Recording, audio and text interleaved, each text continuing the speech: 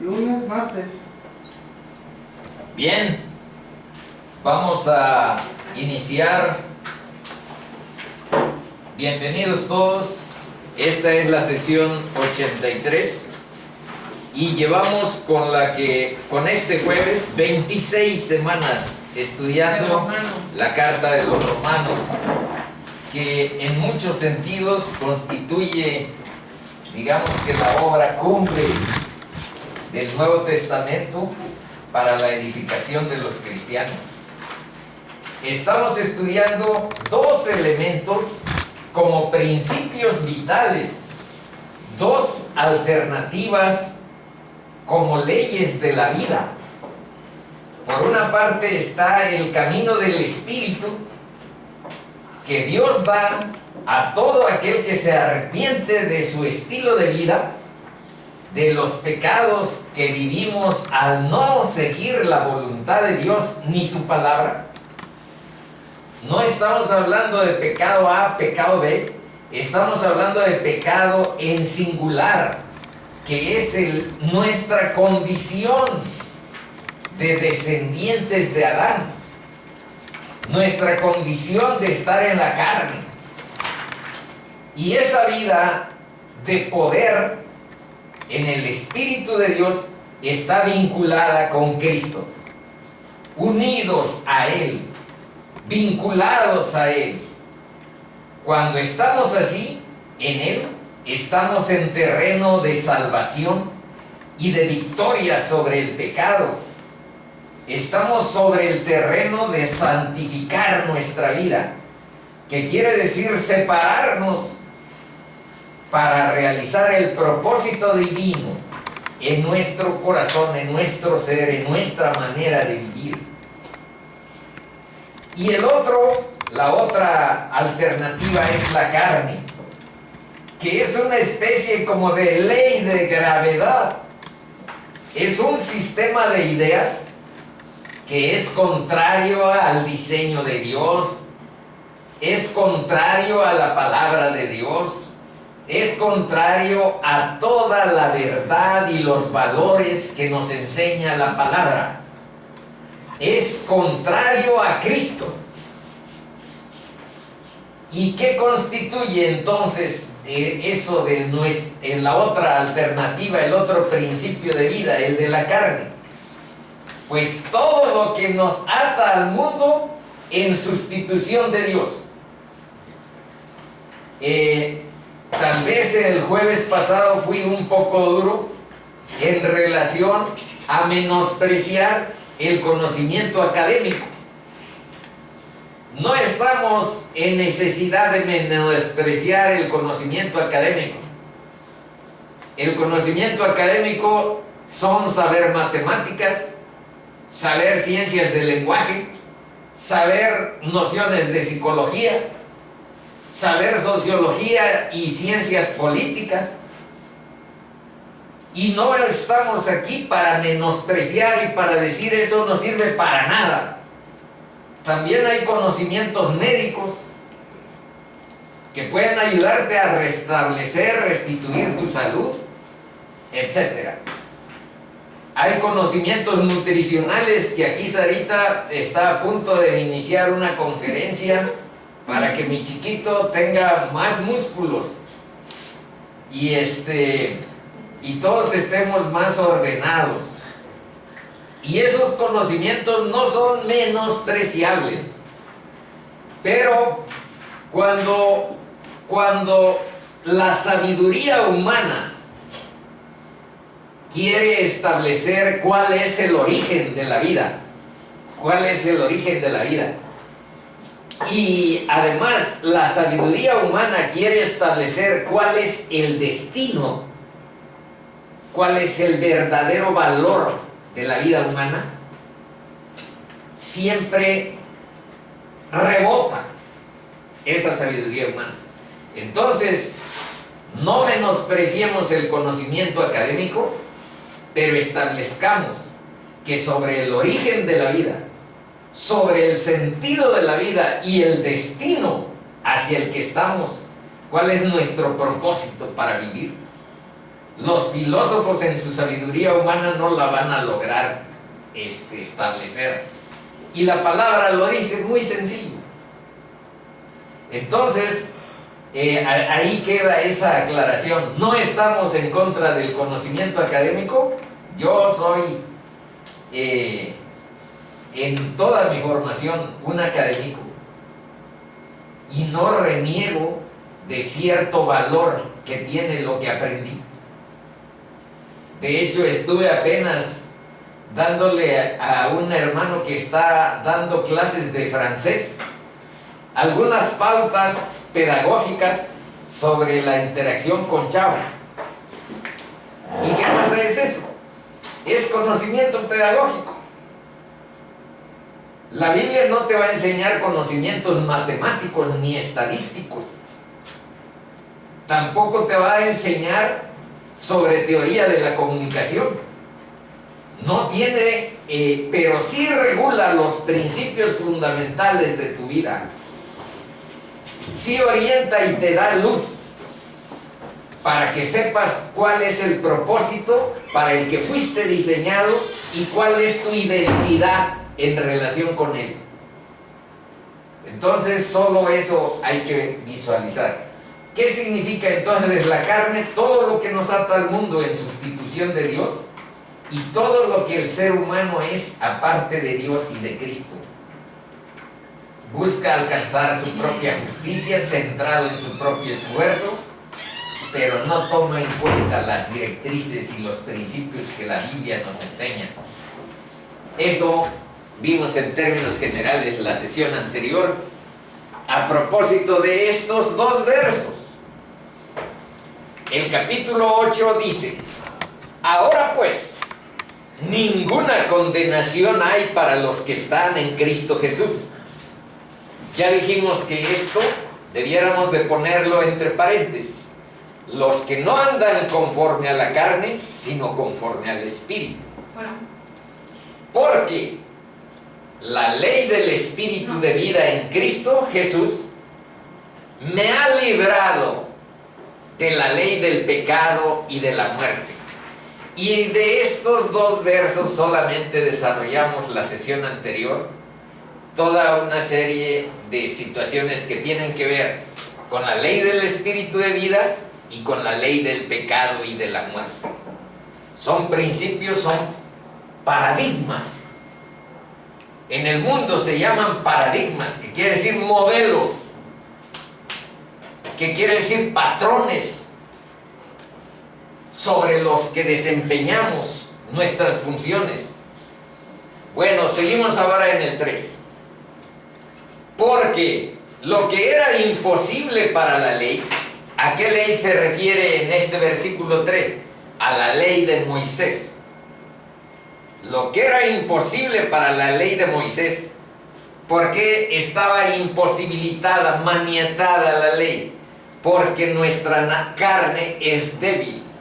Por cuanto es débil, era débil por la carne.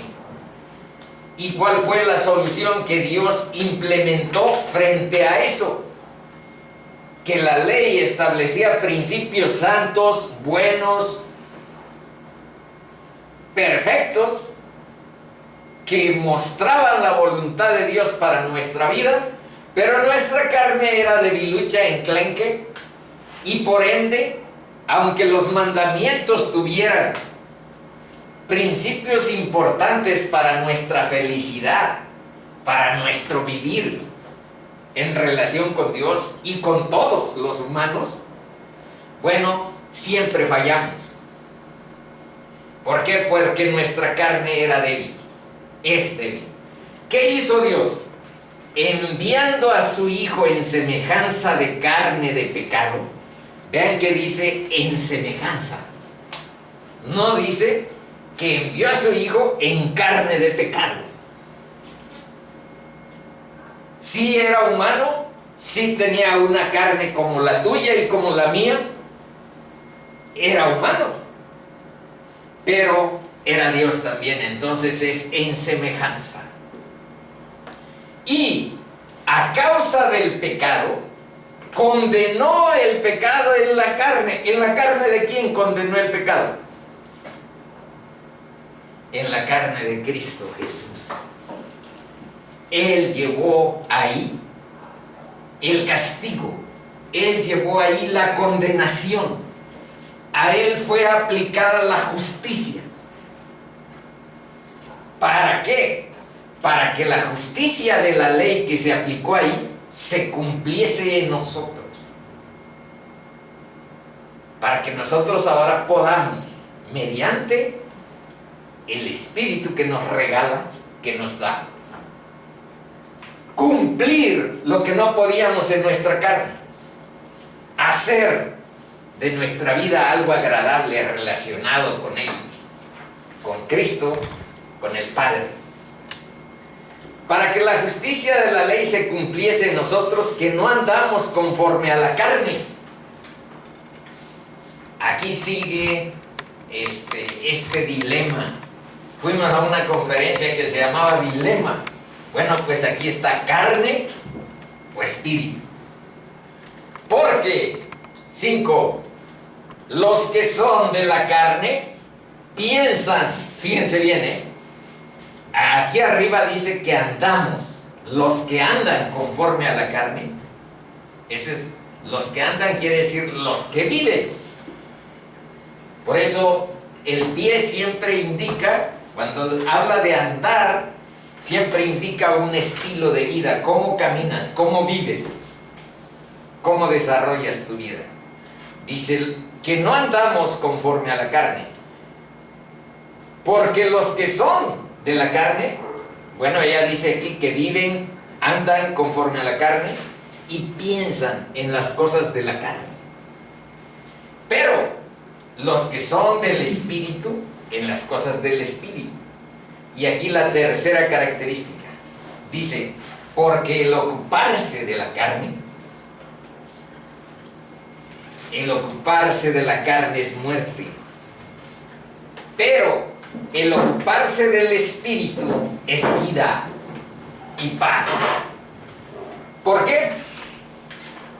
Porque eso de los que viven o andan conforme a la carne, piensan en la carne, se ocupan de la carne, porque los designios son enemistad contra Dios. Aquí está la explicación. Pasen. Porque no se sujetan a la ley de Dios.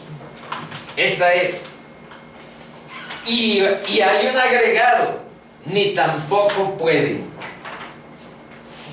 Y los que viven según la carne no pueden agradar a Dios.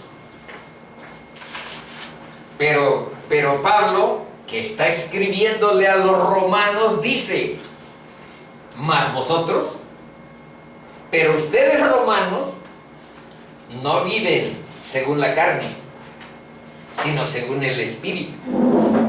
Si es que el Espíritu de Dios mora en vosotros. Pero de todas maneras dice, yo pienso que ustedes viven no según la carne, sino según el Espíritu. Pero háganse un autoexamen. Si es que el Espíritu de Dios mora en vosotros. Y si alguno no tiene, por eso les digo que aquí habla de un autoexamen.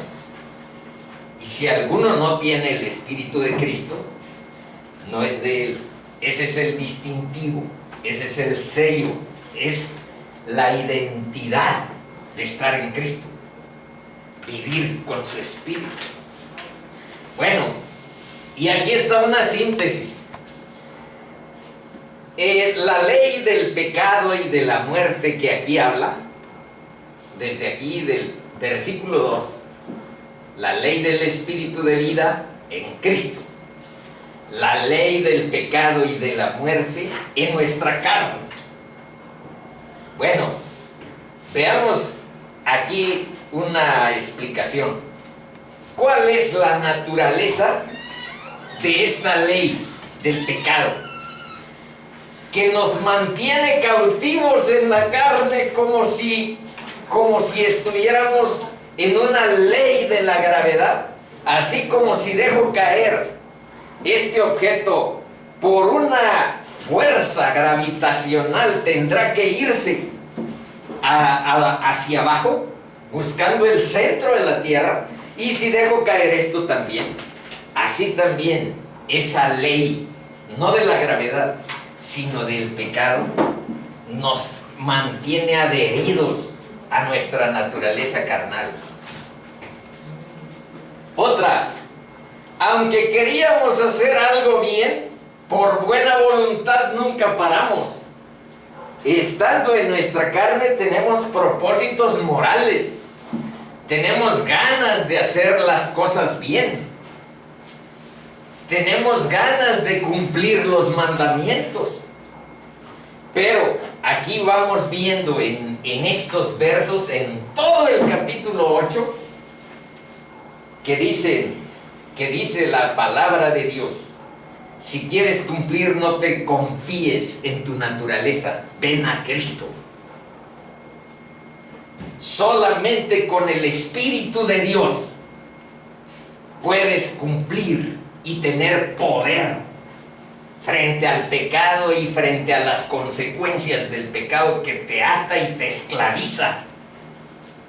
Aparte de que te tienta y te ciega y te endurece el corazón. Bueno, entonces esta ley pues se propuso alcanzar nuestra propia justicia, centrado en mi propio esfuerzo. Y la ley del Espíritu de vida es otra. La ley del Espíritu de vida surge de creer y obedecer el Evangelio de Cristo. Ya no quiero repetir que número 1 es convicción de pecado. Pero arrepentirse, aceptar. y se los pongo porque todas estas funciones son del Espíritu Santo. No es tanto así como también de tu propia voluntad. Por eso hay que orar, pedir, clamar delante de Dios. Convicción de pecado.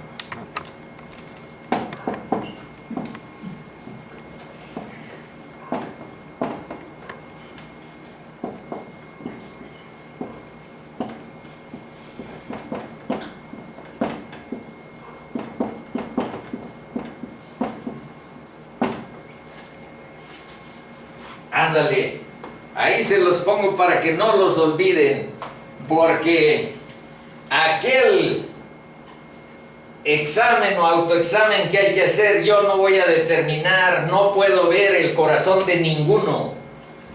Si alguno no tiene el Espíritu de Cristo, no es de él. Y si no lo tenemos en el autoexamen corandeo, que quiere decir cara a cara con Dios, mediante el espejo que es su palabra, entonces veamos esto otra vez.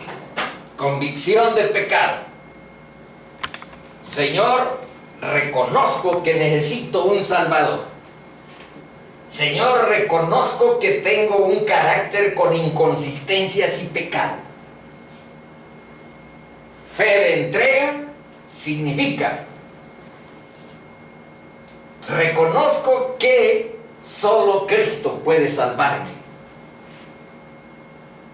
Entrego mi fe en la justicia de la cruz. Y todas estas son funciones que en la palabra dice que son del Espíritu Santo. Entonces, si yo quiero convencerlos de pecado, siempre fallaré. Ustedes me dirán en su propia mente: no, yo tengo poquitos, me porto muy bien, siempre me esfuerzo y hago puras cosas buenas. Bueno, clama a Dios por su Espíritu. Ora delante de Dios por su misericordia y por su gracia. Y es la intervención del poder del Espíritu de Dios la que provoca en la gente esa convicción. Hagan eso, los que faltan. los que ya saben, aquí les digo, yo aquí fui testigo de un chico que de pronto Dios le dio convicción de pecado. Seguimos. Entonces, al creer y obedecer el Evangelio, este es en síntesis el Evangelio, viene a la vida del pecador arrepentido, de el sucio que Dios limpia y que perdona, el pecador redimido. Viene a esa vida el poder del Espíritu de Dios. Y entonces vean la diferencia. Ya no está depositada mi relación con Dios, con la palabra, con mi cumplimiento de vivir cristiano, en mi propia justicia ni en mi propio esfuerzo, sino en la comunión, en la dependencia de la relación que tú tienes con Dios mediante su Espíritu. ¿Y cuál es el propósito? Aquí era alcanzar mi propia justicia. Bueno, la Biblia dice que esa justicia tuya no sirve. Tienes que alcanzar la justicia que es por la fe en lo que sucedió en la cruz. Y esta ley del Espíritu de vida es la que te permite santificar tu vida a partir del momento en que Dios te justifica. Hasta que entregues el equipo, hasta que Dios te lleve delante suyo, tú tienes la obligación cristiana de santificar tu vida. Y Él, Dios y tú, están en el propósito de conformar en tu carácter la imagen de Jesús. Estas son las nociones bíblicas. Pásale mi post. Buenas tardes. Estas son las nociones bíblicas en torno a la ley del Espíritu de vida. ¿Y cuáles son los resultados? Bueno, aquí si ven en la ley del pecado, pues los resultados no eran muy promisorios, no son.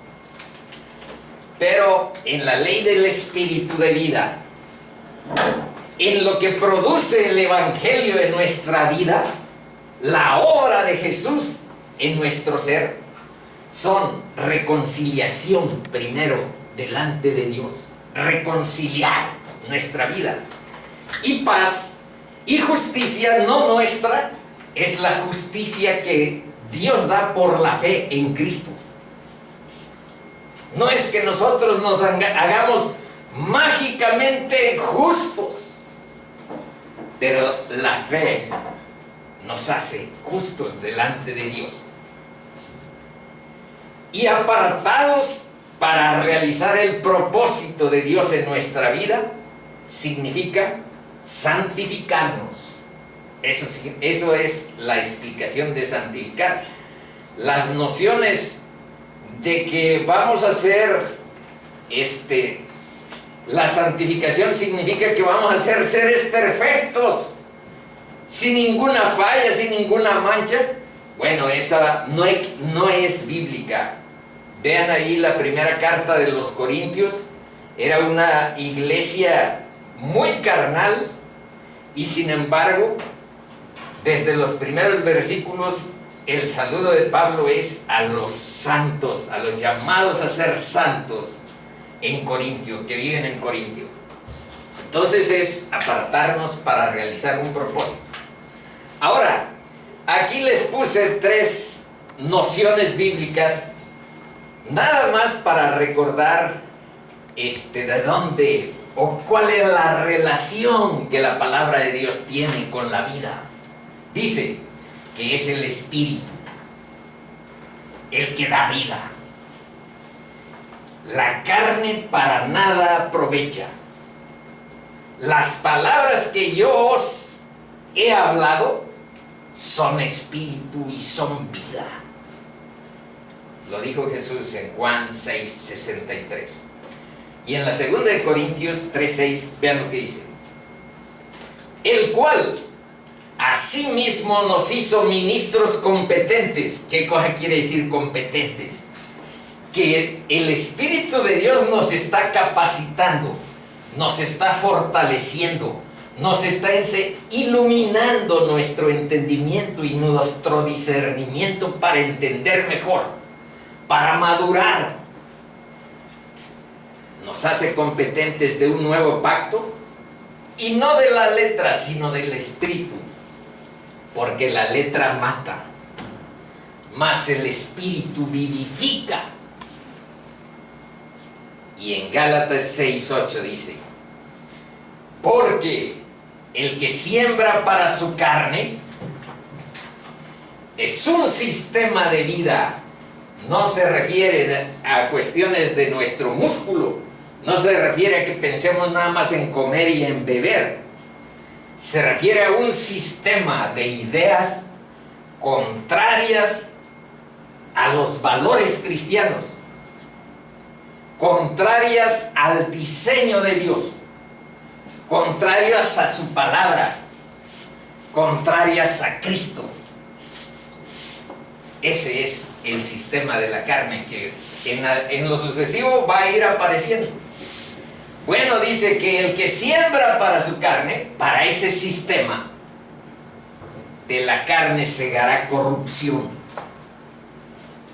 Mas el que siembra para el Espíritu, del Espíritu cosechará, eso significa segará, del Espíritu cosechará vida, vida eterna. Esa es nuestra perspectiva. Ese es el interés. Bueno, ahora, a propósito de la sesión anterior, creer en Cristo es saber que lo que Él dice es verdad.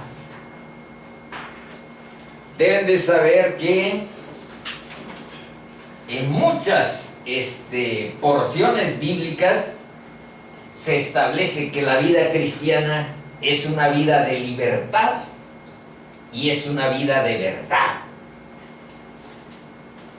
Cuando se habla de libertad, les recuerdo que en Juan 8, desde el versículo 31 aproximadamente, Jesús les dice a los judíos que habían creído en Él, les dice: chicos, si vosotros permaneciereis en mi palabra, seréis verdaderamente mis discípulos y conoceréis la verdad, y la verdad os hará libres.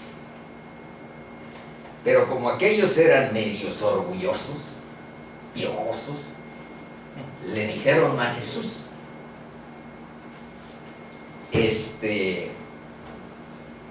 linaje de Abraham somos nosotros.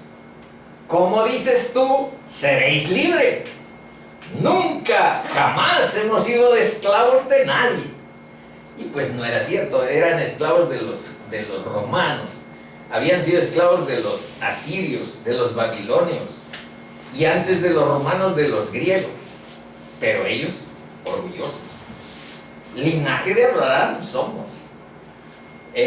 ¿Cómo dice seréis libres? Nunca, jamás hemos sido esclavos de nadie. Y ahí les aclara, ahí empieza qué significa eso de libertad y qué significa eso de verdad desde el punto de vista bíblico. Dice, estoy hablando de Juan 8, les dice: chicos, el que hace pecado, esclavo es del pecado. Entonces ahí se aclara a dónde, y también les menciona: por tanto, si el Hijo, pero dice, Primero, el que hace pecado, esclavo es del pecado. Y el esclavo no queda en la casa para siempre. El esclavo no queda en el reino de Dios eterno. No queda para siempre. El hijo sí queda para siempre. Y la conclusión: por tanto, si el hijo os libertare, seréis verdaderamente libres. Si Cristo te liberta, conocerás la verdad. Primero, la verdad, y seréis libres. Ahora, ¿saben lo que le dijo a Pilato Cristo cuando lo estaba interrogando? Oye, ¿tú eres rey? Porque pues estaba celoso Pilato de que hubiera ahí en Judea un rey diferente al César. ¿Tú eres rey? Tú dices que soy rey. Pero vean lo que dijo él. Yo para esto he nacido y para esto he venido al mundo. ¿Para qué? Fíjense, para dar testimonio a la verdad. Todo aquel que es de la verdad, oye mi voz. Los que son de Cristo, oyen la voz del Señor. Bueno, y aquí eso estamos viendo. Estamos viendo que creer en Cristo es saber que lo que Él dice es la verdad. Lo que dijo de sí mismo. ¿Y qué dijo de sí mismo? Yo soy la verdad y la vida. Yo soy el buen pastor. Yo soy la luz del mundo.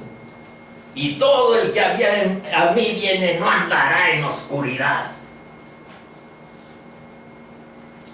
Etcétera. Hay 7 yo soy. Hay 7 yo soy. ¿Tú te acuerdas de los otros? Yo soy la puerta. La verdad. Yo soy el gran yo soy. El pan. El pan de vida. Un día aquí vamos a explicar más sobre el pan de vida. Bueno, entonces, lo que Él dijo de sí mismo, y lo que dijo que eres tú, y lo que dijo que soy yo. Y esa parte es la que ya no nos gusta mucho de lo que Cristo dijo que eres tú. ¿Por qué creen que si van a Marcos 1:15, dice, el reino de los cielos se ha acercado, arrepentíos y creed en el Evangelio? ¿Por qué? Porque lo que Cristo dice en todos los términos y en todos los momentos es que tú no eres más que un pecador que necesita un Salvador, y por eso vino Él, por eso vine yo. Porque tú y tus obritas no la vas a hacer para salvar tu vida. Y a propósito, si se dan cuenta, le cambiamos el título: el verdadero valor de la vida humana. Si le preguntas a un filósofo cuál es el verdadero valor de la vida humana, pues te va a dar una versión. Y si me preguntas a mí como pedagogo, como educador, cuál es el valor de la vida humana, también te lo hubiera dicho. Pero el verdadero valor de la vida humana solamente te lo puede decir el autor de tu vida. Por eso se llama autoridad. La palabra autoridad viene de autor. El que tiene la autoridad para decirte el verdadero valor de la vida humana. Y ¿sabes una cosa? Te lo simplifico. el autor de tu vida dice que el verdadero valor de la vida humana es que eres eterno, es que cuides tu eternidad. ¿Dónde vas a pasar tu vida eterna? En lo sucesivo. Ese es el verdadero valor de la vida humana, la eternidad. Y la eternidad gloriosa está en Cristo. Ese es el misterio, pues, tan sencillo, pero tan profunda es la verdad de Dios. Seguimos. Así es que dice: antes bien sea Dios veraz y todo hombre mentiroso. Está en Romanos 3:4. Lo digo porque venimos, ustedes y yo, de un sistema que aborrece los conceptos bíblicos, los principios bíblicos, los valores bíblicos. Son aborrecidos por todo el mundo a donde ustedes pertenecen y yo. Antes bien, sea Dios veraz y todo hombre mentiroso. Yo para esto he nacido. Aquí está la referencia. Es de Juan 18:37. Para esto he venido al mundo, para dar testimonio a la verdad. Todo aquel que es de la verdad, oye mi voz. Ahora, versículos 3 y 4. Porque lo que era imposible para la ley, por cuanto era débil para la carne, enviando a su Hijo en semejanza de carne de pecado, y a causa del pecado, condenó al pecado en la carne, para que la justicia de la ley se cumpliese en nosotros, que no andamos conforme a la carne, sino conforme al Espíritu. ¿Cómo lo explicamos? Cristo, como ser humano, recibió la condena y el castigo en sustitución de nosotros.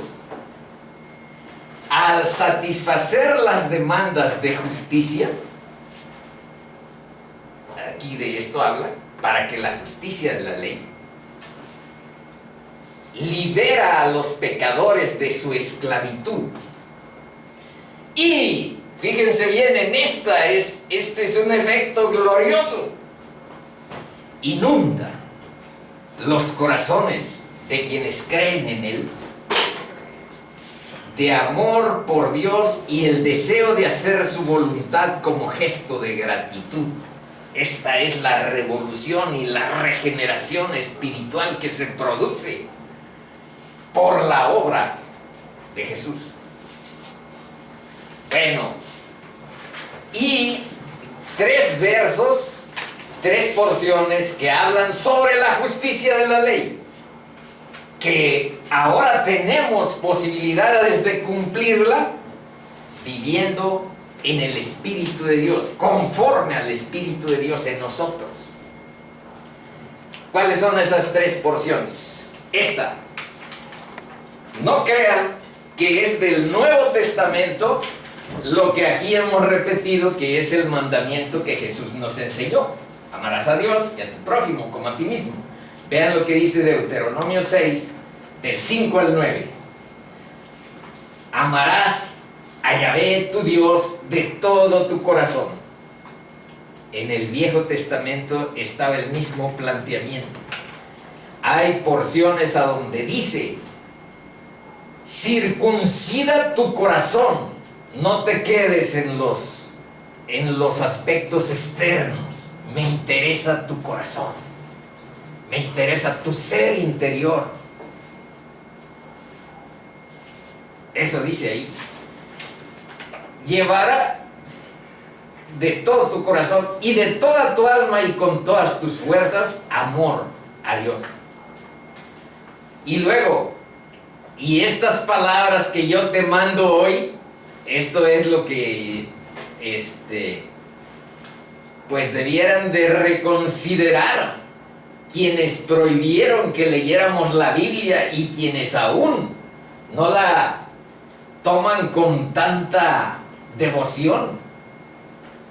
Vean lo que dice: Y estas palabras, la palabra de Dios que yo te mando hoy, los mandamientos, la ley, que comprende los 5 primeros libros de la Biblia, estarán sobre tu corazón. Otra vez, el corazón.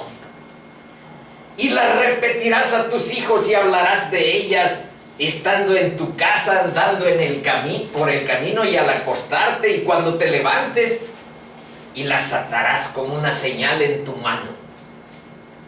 Este es un símbolo que significa toda la obra que tú hagas que esté como encomendada a tu Creador, como una señal en tu mano, y estará como frontales entre tus ojos. Eso es otro simbolismo que más o menos representa tus pensamientos. Aquí, que la obra de tus manos y los pensamientos que tú enfocas entre tus ojos estén vinculados a tu Creador. Y las escribirás en los postes de tu casa y de tus puertas. En otras palabras, conviértete en un promotor de la palabra de Dios. Que otros sepan lo que Dios en su misericordia hizo destellar en tu corazón. Comparte la belleza de los principios bíblicos. Ahora, a propósito de lo que aquí está como resultados de paz, de justicia, de reconciliación, quise ponerles 2 versitos. En primero es de Salmo 4:8 y vean lo que dice: en paz me acostaré y asimismo dormiré, porque solo tú, Dios, me haces vivir confiado. Salmo 37, 37 y 39 dice: considera al íntegro y mira al justo, porque hay un final dichoso para el hombre de paz. Pero la salvación de los justos es de Dios, y Él es su fortaleza en el tiempo de la angustia. Ahora, ¿a dónde está que en la Biblia no presenta de ninguna manera al ser humano como personas capaces de actuar por sí mismas? Vean que dice la Biblia, porque las religiones sí presentan al ser humano como personas que somos capaces. Esfuérzate, haz mucho músculo espiritual, sí puedes, a la triqui. Bueno, esa es la religión, pero la Biblia no presenta como personas capaces de actuar por sí mismas. Pero eso es lo paradójico que hay en la Biblia. De todas maneras, tienes una obligación que cumplir delante de Dios,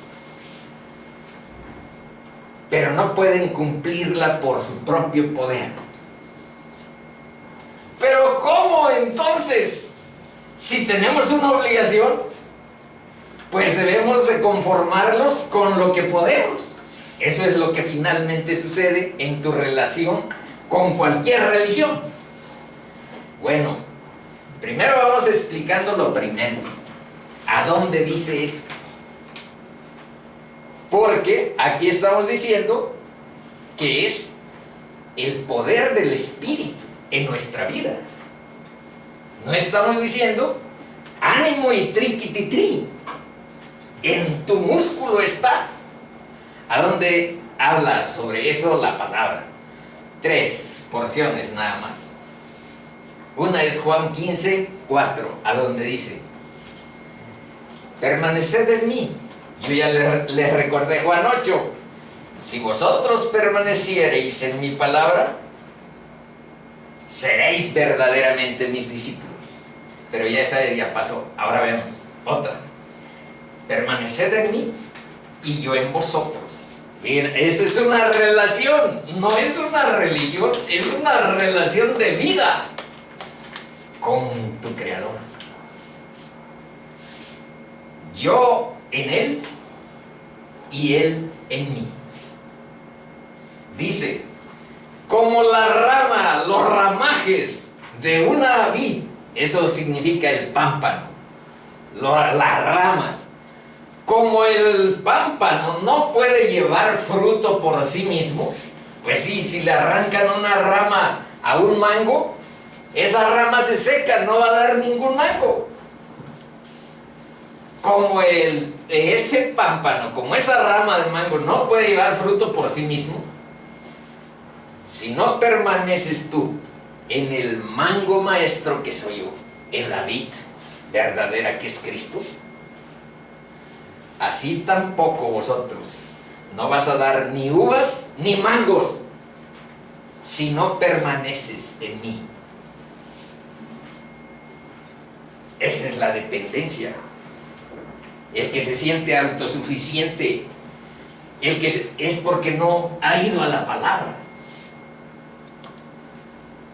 Tenemos que orar, tenemos que clamar por misericordia y por gracia. La gracia es el poder de Dios. Y actuando el poder de Dios en nuestra vida, tenemos otra vida, otra manera de vivir. Esa es la regeneración espiritual de la que aquí habla.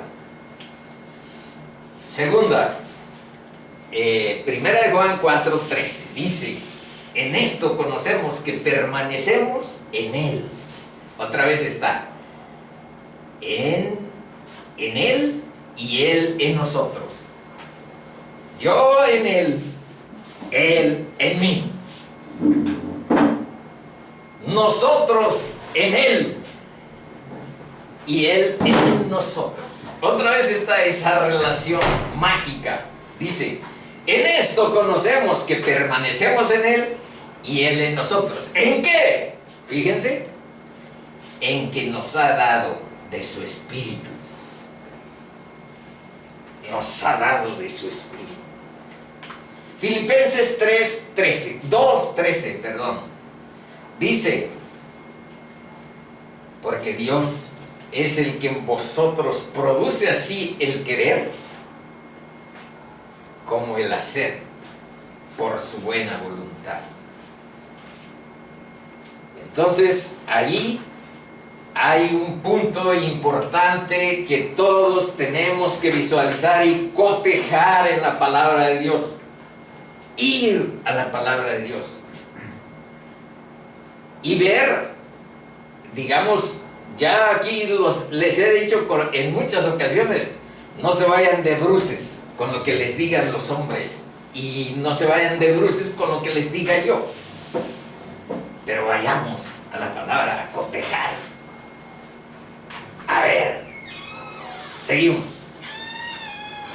¿Sabemos ahora por fin qué es el hombre? Somos seres, somos barro, humus, enclenques, algo débiles, delicados, vulnerables. Necesitamos un Salvador y necesitamos el Espíritu Santo como guía y como poder para caminar en la vida cristiana. Y aquí dice, ¿y qué es la realidad de la religión? La realidad de la religión es el espanto del hombre ante sí mismo. No puedo solo. No puedo sin tu poder. No puedo sin un Salvador. Cristo es el Salvador. Ahora, la obra esencial del Espíritu, ese que viene, ese que aquí dice, en que nos ha dado de su Espíritu. La obra esencial del Espíritu es regenerar. Esto que aquí está, el 3. Regenerar las almas. ¿Y cómo se expresa eso en nuestra vida? primero limpiando de pecado nuestro ser y del amor al pecado que todos vivimos. Hay un amor a estar pegado a las cosas de la carne, estar adherido. Ese es regenerar, limpiar del pecado y del amor al pecado y liberar del poder que tiene el pecado en nuestra vida. Somos esclavos. ¿Por qué creen que Cristo? Les advertí que no les iba a gustar y a nadie le gusta escuchar eso, pero viene de nuestro Creador,